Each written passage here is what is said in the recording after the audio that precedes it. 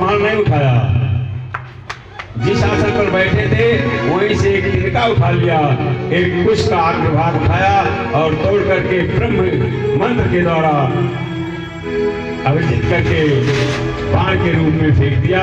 वह जयंता के पीछे चला। जयंता डर के मारे भागता रहा।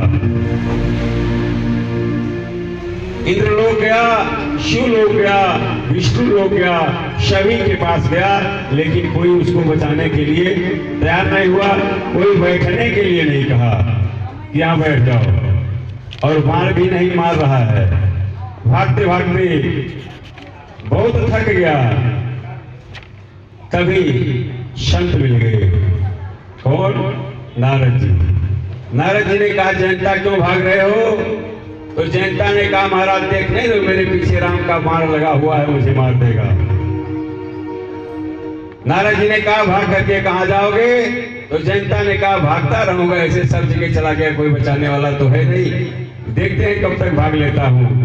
नारद जी ने कहा, जयंता अगर इस बाण को मारना होता तो तुम्हें तीनों लोग में भागने थोड़ी देता, अब तक कब का मार दिया होता। आप खड़े हो गए तो बाण भी रुक गया है। जयंता ने कहा, गुरुदेव महाराज क्या करें? तो नारद जी ने कहा, जिसका आपने अपराध किया है उससे क्षमा मांग लो।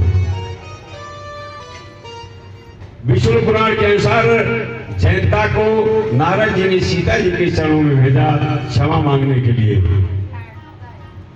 जयंता ने कहा, महाराज मैंने पैर में चोंच मार दिया है, खून बह रहा है, मैंने अपराध किया है राम का।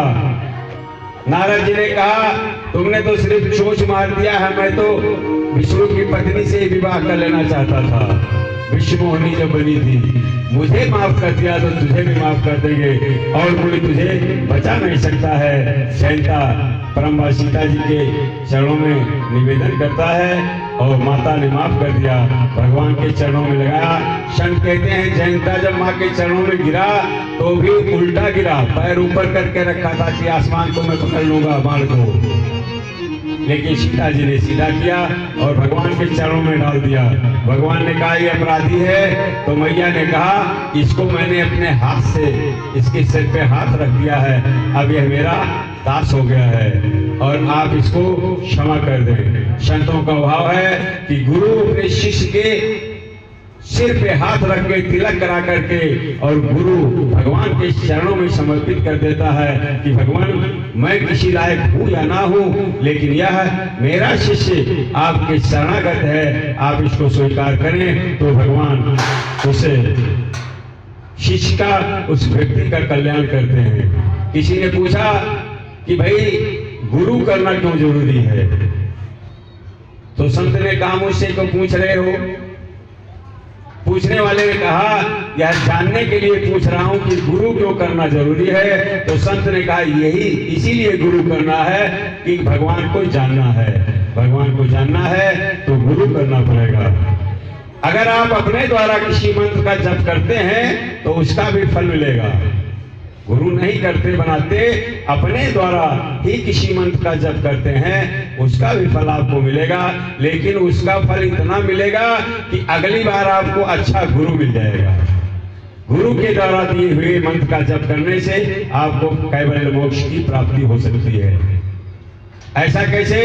तो उदाहरण के लिए संत कहते हैं, जैसे बंदूक की गोली है, अगर उसी गोली को लेकर के आप हाथ से फेंक करके मारेंगे तो व्यक्ति को लगेगी तो, लेकिन मरेगा नहीं। लेकिन उसी कारतूस को अगर बंदूक की नली में भर करके मारेंगे तो राम नाम सत्य हो जाएगा। उसी प्रकार से गुरु के द्वारा सुने हुए शब्द से जब आप जाप करेंगे तो आपका सीधा संपर्क भगवान से ही होगा। बोले गुरुदेव भगवान की जय। जयंता शरणागत हुआ, भगवान ने क्षमा कर दिया। भगवान ने सीता जी से कहा, देखो अब मेरे लोग प्रताप को जान चुके हैं, यहाँ बहुत सारे लोग आएंगे, इसलिए संतों महात्माओं के भजन में विघ्न पैदा होगा और हमें अपनी आगे की लीला शुरू करनी है, कर्म लीला शुरू करनी है। तो हम लोग कहीं दूसरे अन्यत्र वन में चले चलते हैं। भगवान प्रभु राम जी अत्रि जी के आश्रम में जाते हैं।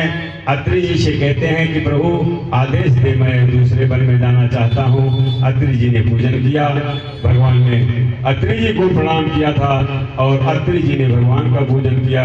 बाबा तुलसीदास जी कहते हैं अत्रि के आश्रम पर गयो सुनत महामुनि हर्षित भयो, प्रसन्न हो गए और उन्होंने भगवान का पूजन करके कहते हैं नमामि भक्तवत्सलं कृपालशील कोमल भजामि ते पदाम्बुजम् अकामिना स्वधामुदम् निकाम श्याम सुन्दरम् भवाम्बुनाथ मन्दरम् प्रफुल्लकञ्जलोचनम् मदादिदोषमोचनम् प्रबलबाहुविकरम् प्रभो परमेव वैभवम् निशङ्कचापसायकम् धर्मत्रिलोकनायकम् दिनेश वंशमण्डनम् महेश चापखण्डनम् मुनीन्द्र सन्तरञ्जनम् सुरारिवृन्दभञ्जनम् मनोज वैरिवन्दितम् अजातिदेव सेवितम् विशुद्धबोधविग्रहम् समस्तदोषरापा नमामि इन्दरापत् सुखाकरं सदागतं भजे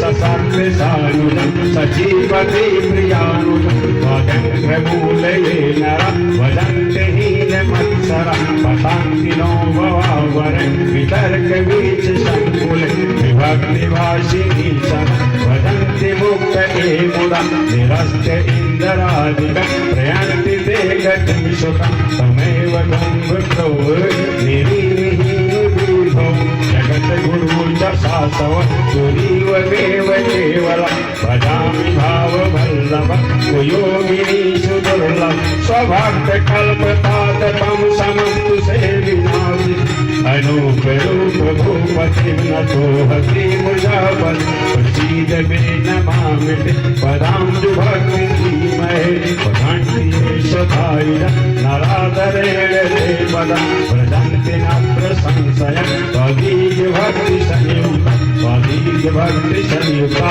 त्वदीय भक्ति संयुक्ता। तुलसीदास जी बाबा कहते हैं कि अत्रि मुनि ने जिस श्लोक के द्वारा भगवान की स्तुति की, यह मंत्र यह श्लोक नित्य जो पढ़ता है उसको भगवान का प्रेम और दर्शन मिलता है, भगवान के चरणों में भक्ति प्रदान हो जाती है।